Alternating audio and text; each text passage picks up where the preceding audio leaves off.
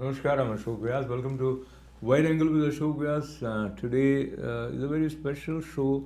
We are talking about life as it unfolds in front of us as we accumulate a lot of experiences. Each one of us have seen ups and downs in life. Each one of us have experienced joys and sadness or sufferings. But today we are talking about that side of life which is almost unbearable to accept. And my guest is a courageous, loving, passionate mother who is inspired by memories of her son to increase the level of awareness in our society, awareness about the way our system works, the way we understand our kids, especially in their formative years when they pass through their teenage, when they are young.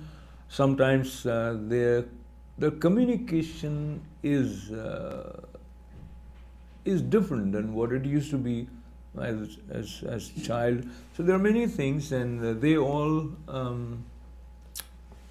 are found in this book for a very special, important, and a tragic reason. The book is called Saturday the Sun Went Down. And Devki Sheetal Mulani's book on the cover page says the true heartbreaking story even every parent with a child in college must read.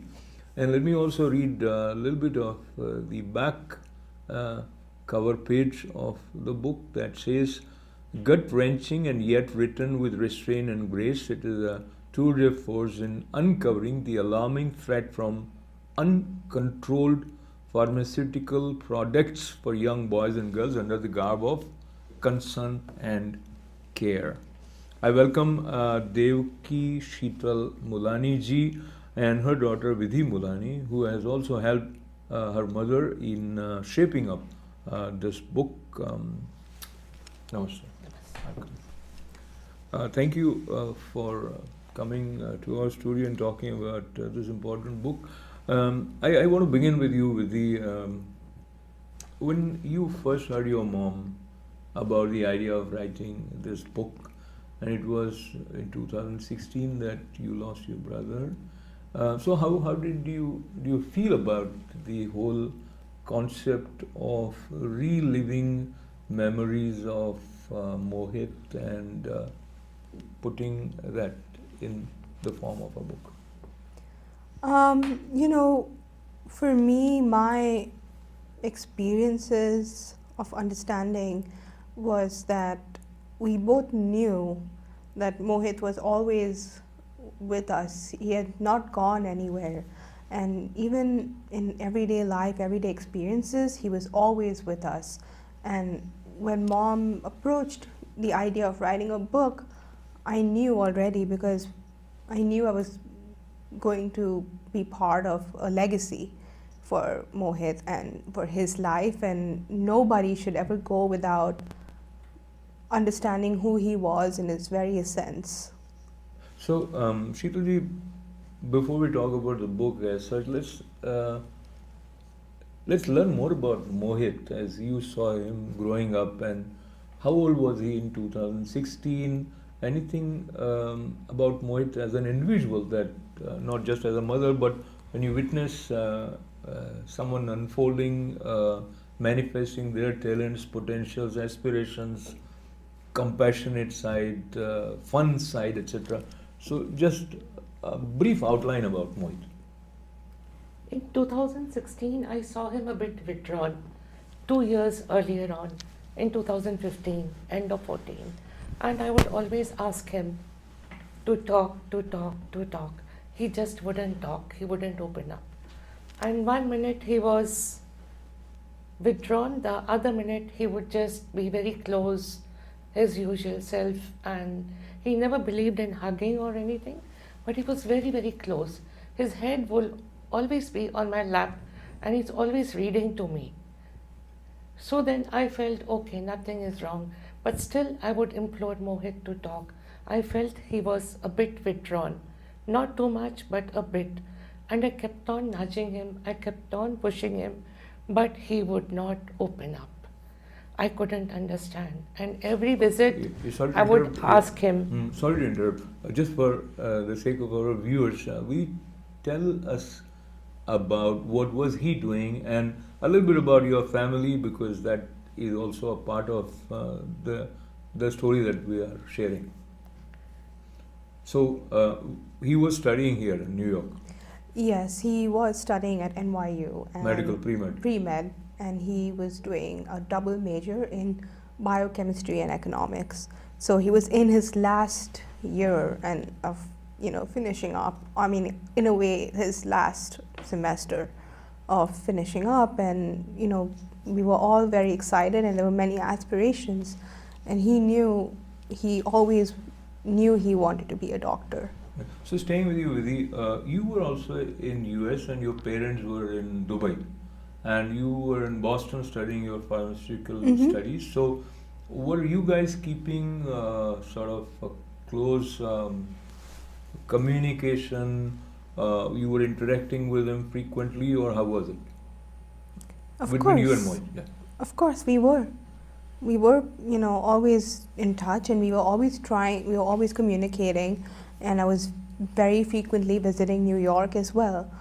And somehow, we don't know what happened in the last 2 years, which was before, 2016, 2014, and, 2015, his third year and his fourth year of college, he just seemed very withdrawn, and we were trying very hard to just talk to him and engage with him more and get more understanding of what it was that was happening, because it was very unusual of him to be that withdrawn as he was. And we were seeing a difference, and we were really trying to get him to talk. I was visiting very frequently and trying to get him to talk as well. Mom also. Most of the weekends, every weekend, I would ask Vidhi to visit Mohit and see if he's fine. And he was fine. It was just that he was a bit withdrawn. Nothing else. Like, we didn't see any other symptom. And were you aware that he's visiting psychiatrist? No. Not at all. Not at all. Nothing about it. And that is another important aspect which this book shares with us. And there are certain laws which prohibits doctors from sharing what is happening in the mind or with the body of the patient, even with his close kith and kins. And you have in your book mentioned about one law, HIPAA law. You refer to it as the killer document. What is it, and why do you term it as the killer document? Because, see, Mohit's life was painted with glorious colors, but it was just washed up in the acid rain before it had truly begun to flourish. He was studying med school in New York. He was well loved and revered by one and all. But there was something eating up inside him which we couldn't understand. So after this tragedy, within 2 weeks of this loss, I went to visit the dean, Mohit's dean, and he would speak about the HIPAA law. I told him, why didn't you tell that my son was taking medication, or he was diagnosed with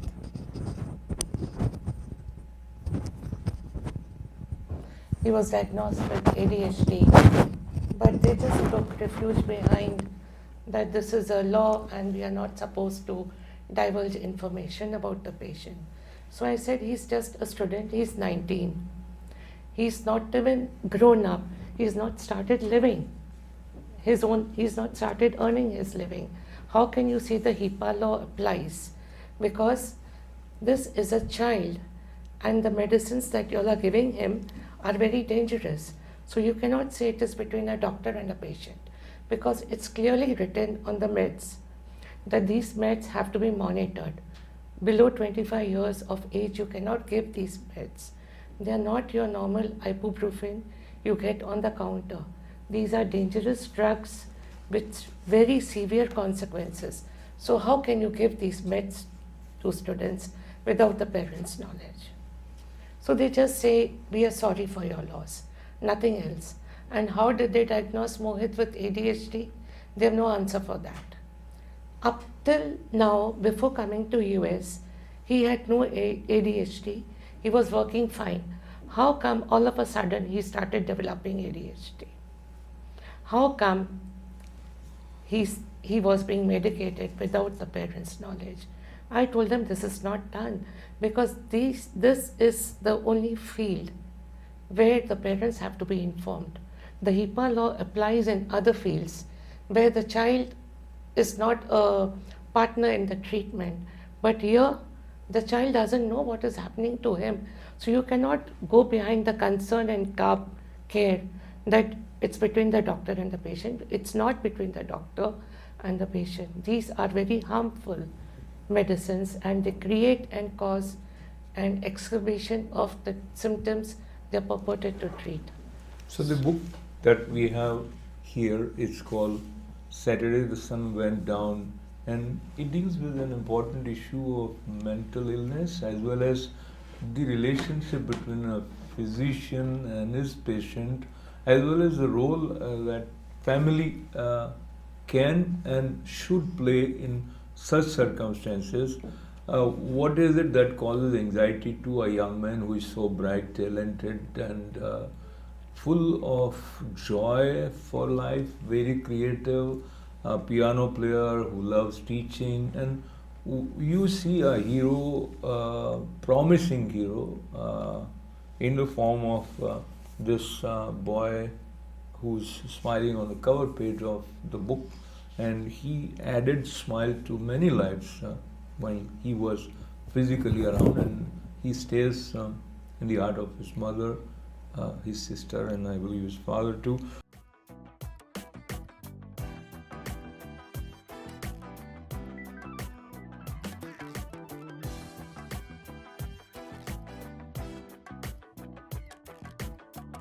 On the page 25, as you were mentioning of this book, you have shared the reference of ADHD.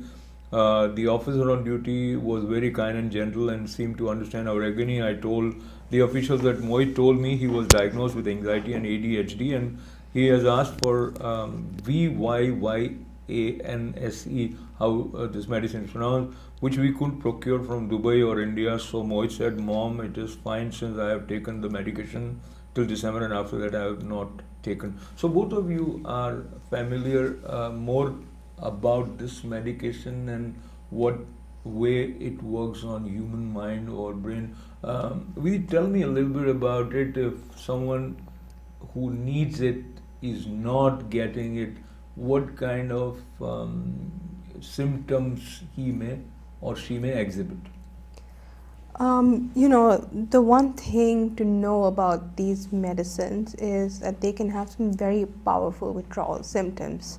And if they aren't getting this medicine, there seems to be something that is pulling them to it, and it shouldn't be the case. Mohit shouldn't be feeling the sense of withdrawal and need for something that he's been off for more than 6 months. And there were things, and he shouldn't be feeling that sense of cold. And in Dubai, in the midst of something that's 46 degrees Celsius, he himself was wearing a sweater and saying, I'm feeling cold, I'm not feeling all right.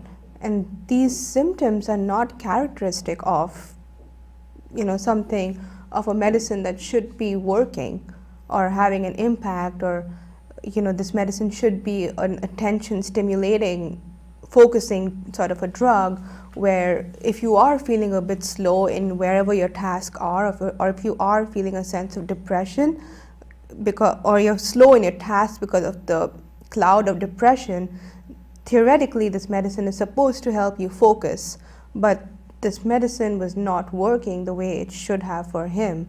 And it was very unusual for him to first ask for this medicine and for him to feel cold in 46 degrees Celsius or 120 Fahrenheit in Dubai in the middle of summer. So, but we addressed this to Mohit when he came. Initially, he said there was nothing wrong with him. Then he was feeling cold. And I said, Mohit, this is not done. There's something wrong. He said, Mom, my AC was not working in New York. That is the reason why I'm feeling cold. Now I'm used to the heat. So I would tell him, Mohit, 1 week for the AC not to work doesn't say that you will not allow us to put on the AC. Then he accepted, Mom, there's something weird happening to me. I don't understand what it is. Why am I behaving so weird? But we still couldn't comprehend. How can you even think the doctor who's treating you is going to take you down the drain? And another thing what I couldn't comprehend was, you think these medicines are working and they're supposed to help, and it's not understandable.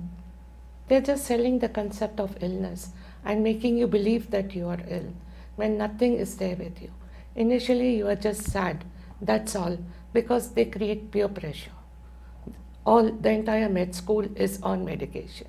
They create this peer pressure, you will not be able to get to med school.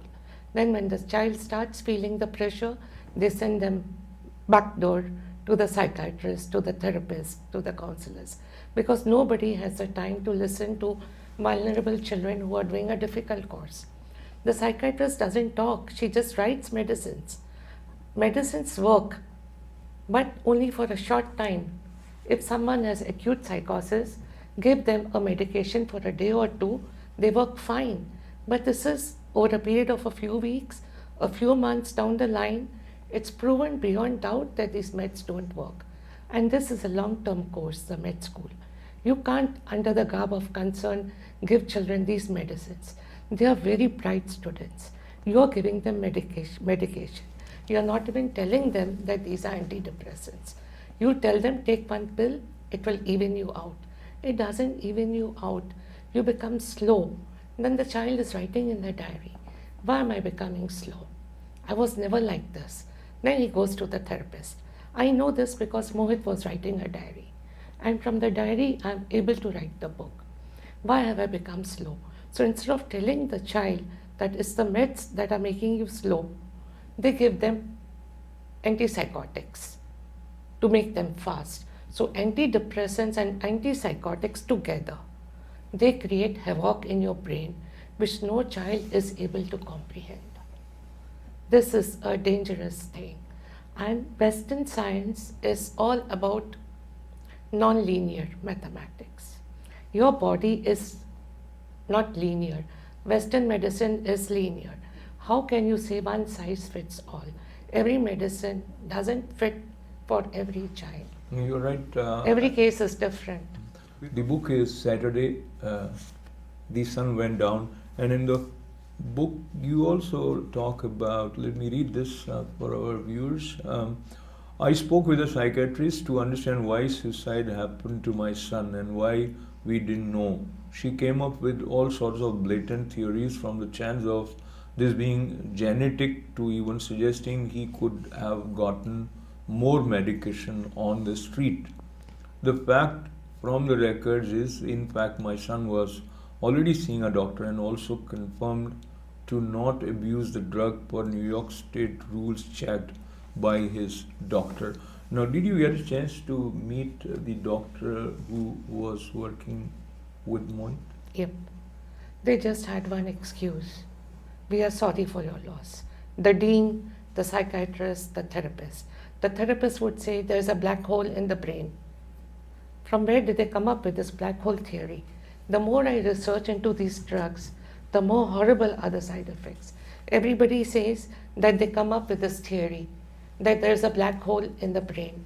There's no way to prove that there's a black hole in the brain. These meds are like coke, crystal meth. The more you do, the less it works. For a time it works more, then it works less, and the pain is more. These meds themselves cause depression and horrible come downs. They lie to you about yourself. These meds cause children to take away their lives. Nothing else causes them to take away their lives. They eat you from inside. They make you numb. They make you silent. They tell you, you alone make things worse. Is it possible to believe that the people you love the most will be better off without you?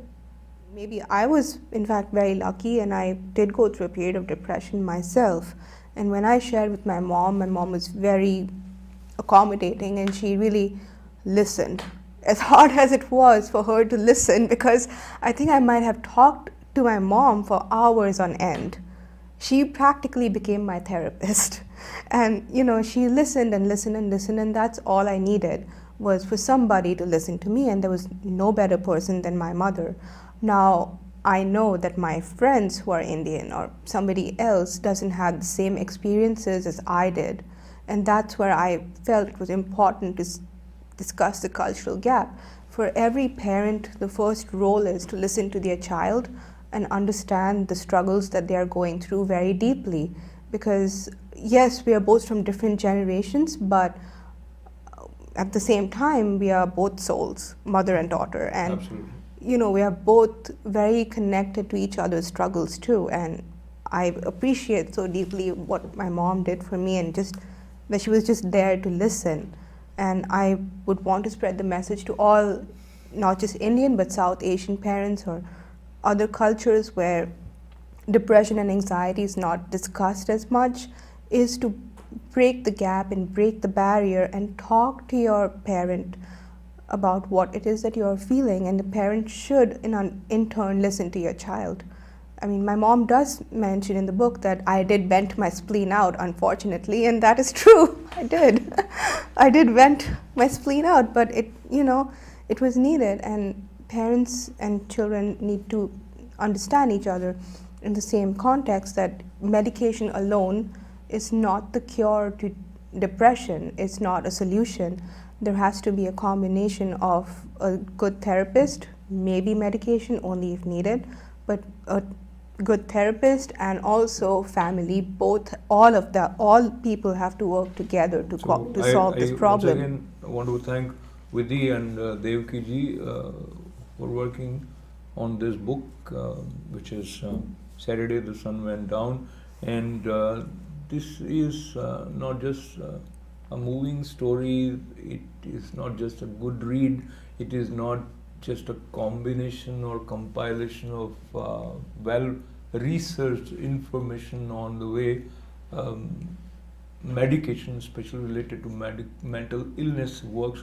It is also a wake-up call if we lack the kind of communication which would assure us that everything is all right. We should work probably a little bit more in that direction to prevent some untoward happening, which unfortunately has been a part of the experience of Devki. And as we conclude this conversation, I quickly also want to mention there are many references in the book that are worth talking about, that are worth paying attention to, but looking at the time limitation, one quick mention about the reference to the kind of shows which we see either through Netflix.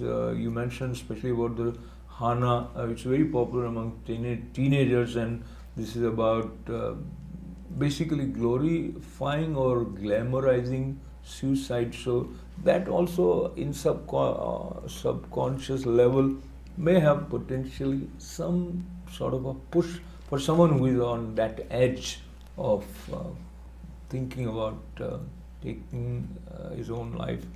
But as once again I thank you, Devki. What do you think this book writing has taught you, and where do you want to go with this book in terms of reaching out to readers with certain message or awareness? It has made me more kind, more compassionate, more understanding. Now my mission in life is only to help and give the community. I just want to give. I have got it through suffering, but I'm trying to convert it into healing by helping other parents, other children. What I could not see the demon, they should be able to know where the phantoms lie. They should be aware of the withdrawal signs. And brain and mind is totally different.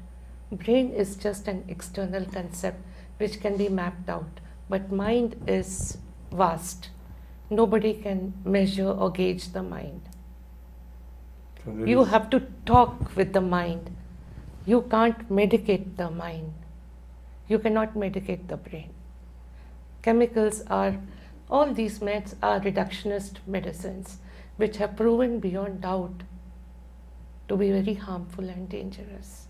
And you cannot give these to vulnerable students. Thank you very much, Devki ji. Devki Sheetal Mulani ji reminds us that it is our mistake to treat ourselves as limited, which medication often does. So there is that unknown, limitless space within. When that is not handled correctly, results into such a tragedy as, unfortunately, is behind this book.